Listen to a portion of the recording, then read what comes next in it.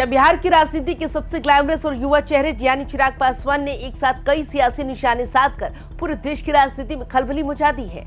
एक तरफ पड़ोसी राज्य झारखंड में पुलिस की लाठियां खा रहे बेबस छात्रों के समर्थन में खड़े होकर केंद्र सरकार के एक बड़े मंत्री का बयान आता है जो सीधे तौर पर सोरेन सरकार की मंशा पर सवाल उठा देता है। तो दूसरी तरफ दिल्ली में अपनी पार्टी की राष्ट्रीय कार्यकारिणी की बैठक बुलाकर चिराग पासवान एक ऐसा पॉलिटिकल कार्ड खेल देते हैं जिसने एनडीए से लेकर इंडिया गठबंधन तक सबके पसीने छुड़ा दी। क्या झारखंड के छात्र आंदोलन पर चिराग पासवान की हमदर्दी सिर्फ युवाओं का दिल जीतने का पैंतरा है या फिर इसके पीछे झारखंड से लेकर बिहार तक दलित युवा वोट बैंक को अपने पाले में करने की एक बहुत बड़ी रणनीतिक चाल है? और सबसे बड़ा सवाल, क्या चिराग पासवान अब बिहार की सीमाओं को लांघकर उत्तर प्रदेश और पंजाब की राजनीति में भी तहलका मचाने जा रहे हैं? अपनी पार्टी के संस्थापक रामविलास पासवान और दलितों के मसीहा कांशीराम के लिए भारत रत्न की मांग उठाकर चिराग आखिर कौन सा बड़ा सियासी समीकरण सेट करने में जुट गए हैं? आज हम चिराग पासवान के इस अचानक बदले तेवर, उनकी राष्ट्रीय महत्वाकांक्षाओं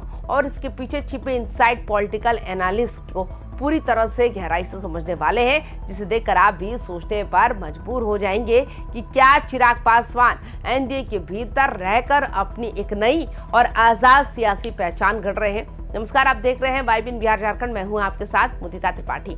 कहानी की शुरुआत होती है झारखंड की राजधानी रांची से, जहां माहौल जो है अचानक जंग के मैदान में तब्दील हो जाता है। परीक्षा धांधली और सीबीआई जांच की मांग को लेकर हजारों की तादाद में छात्र विधानसभा का घेराव करने निकल पड़े। सुरक्षा के कड़े इंतजाम थे, कई लेयर की बैरिकेडिंग थी, लेकिन जब गुस्साए छात्रों का सैलाब आगे बढ़ा तो पुलिस ने वाटर कैनन चलाए, आंसू गैस के गोले छोड़े और फिर दौड़ा दौड़ा कर लाठियां भांजी।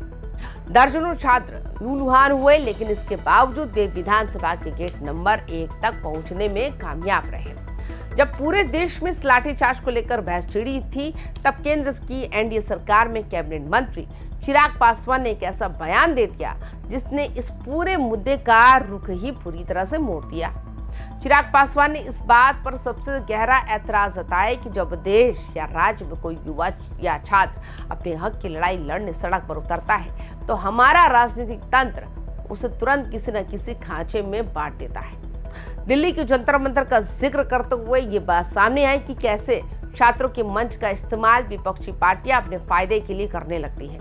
तो वही झारखंड में जब छात्र सड़क पर आते हैं तो कोई उन्हें विदेशी फंडिंग से जुड़ा बता देता है, तो कोई उन्हें एनडीए का एजेंट करार देता है। चिराग पासवान का सबसे तीखा सवाल यही था कि आखिर देश के भविष्य यानी हमारे बच्चों और छात्रों को इस तरह राजनीतिक खेमों में बांटने की गंदी परंपरा कब बंद होगी?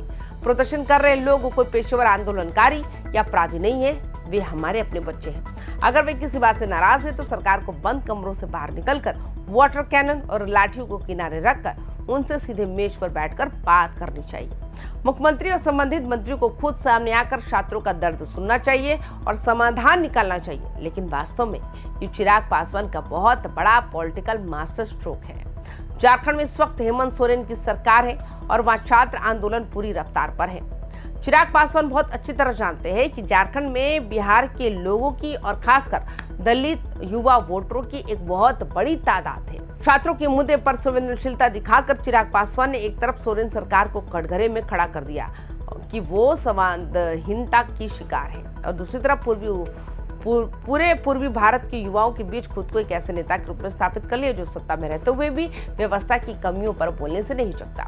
लेकिन पिक्चर अभी बाकी है। रांची के इस घटनाक्रम के तुरंत बाद दिल्ली में लोक जनशक्ति पार्टी रामविलास की राष्ट्रीय कार्यकारिणी की बैठक होती है और वहां से जो फैसले बाहर निकलते हैं वे चिराग पासवान की बहुत बड़ी राष्ट्रीय महत्वाकांक्षा की कहानी बयां करते हैं। इस बैठक में चिराग पासवान की पार्टी ने एक साथ कई बड़े राजनीतिक प्रस्तावित पारित किए। पहला कि पार्टी के संस्थापक और पूर्व केंद्रीय मंत्री स्वर्गीय रामविलास पासवान को देश का सर्वोच्च नागरिक सम्मान यानी भारत रत्न दिया जाए। दूसरा, बहुजन समाज पार्टी के संस्थापक और दलित चेतना के प्रतीक स्वर्गीय कांशीराम को भी भारत रत्न से सम्मानित किया जाए। तीसरा, देश में युवाओं और किसानों की समस्याओं के त्वरित समाधान के लिए राष्ट्रीय युवा आयोग और राष्ट्रीय किसान आयोग का गठन किया जाए। अब जरा इन प्रस्तावों के पीछे छिपे दलित राजनीति के नए समीकरणों को समझिए। बाबा साहेब आम्बेडकर के बाद उत्तर भारत की राजनीति में कांशीराम और रामविलास पासवान दो ऐसे स्तंभ रहे हैं जिन्होंने दलितों, पिछड़ों और वंचितों को सत्ता की चाबी तक पहुंचाया। आज जब मायावती की बहुजन समाज पार्टी उत्तर प्रदेश में अपने सबसे कमजोर दौर से गुजर रही है, तब चिराग पासवान ने कांशीराम को भारत रत्न देने की उठाकर सीधे तौर पर यूपी के भी उस विशाल दलित वोट बैंक को संदेश दे दिया, जो इस वक्त एक नए और मजबूत विकल्प की तलाश में है। रामविलास पासवान और कांशीराम, इन दोनों नामों को एक साथ जोड़कर चिराग पासवान ने ये साफ कर दिया है कि वे केवल बिहार के पासवान समुदाय तक सीमित नहीं रहना चाहते, बल्कि वे पूरे उत्तर भारत में बहुजन राजनीति का नया चेहरा बनना चाहते हैं।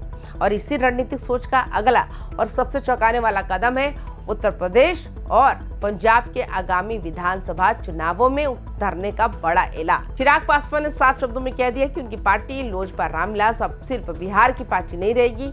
आने वाले दिनों में पार्टी उत्तर प्रदेश और पंजाब में अपने उम्मीदवार उतारेगी और पूरे दमखम के साथ चुनाव लड़ेगी। हालांकि उन्होंने ये सस्पेंस अभी बना कर रखा है कि वो दोनों राज्यों में एनडीए गठबंधन का हिस्सा बनकर चुनाव लड़ेंगे या फिर एकला चलो की नीति अपनाएंगे।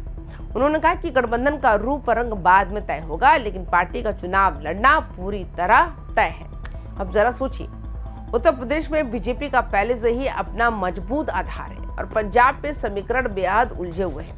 ऐसे में चिराग पासवान का यूपी और पंजाब में जाने का फैसला बीजेपी के लिए सहूलियत बनेगा या फिर एनडीए के भीतर सीट शेयरिंग का नया सिरदर्द पैदा करेगा।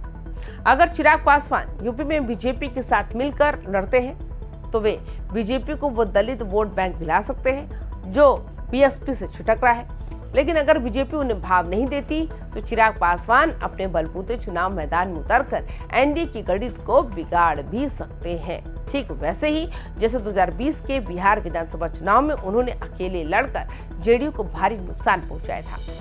रांची की सड़कों पर छात्रों के लिए उठाई गई आवाज से लेकर दिल्ली के मंच से यूपी और पंजाब पता करने का ये ऐलान ये साबित करता है कि चिराग पासवान अब बिहार के एक क्षेत्रीय नेता के रूप में संतुष्ट नहीं है। वे खुद को राष्ट्रीय स्तर पर एक सर्वे स्वीकार युवा और दलित नेता के रूप में प्रोजेक्ट कर रहे हैं। एक तरफ झारखंड में छात्रों से समाज की वकालत करके अपनी संवेदनशील छवि बनाना, दूसरी तरफ कांशीराम और रामविलास पासवान के नाम पर बहुजन राजनीति का नया ध्रुवीकरण करना और तीसरी तरफ यूपी पंजाब में चुनाव लड़कर अपनी पार्टी के काडर का विस्तार करना। इन तीनों कड़ियों को अगर आप जोड़कर देखेंगे तो चिराग पासवान की ये ग्रैंड नेशनल क्रोनोलॉजी भारतीय राजनीति में एक बड़े उलटफेर का इशारा कर रही है। अब सबसे बड़ा सवाल यही उठता है कि क्या चिराग पासवान का बिहार से बाहर निकलकर यूपी और पंजाब की राजनीति में कदम रखना उनकी पार्टी को नई ऊंचाइयों पर ले जाएगा या फिर राष्ट्रीय स्तर पर अपनी जमीन तलाशना उनके लिए एक जोखिम भरा दांव साबित होगा।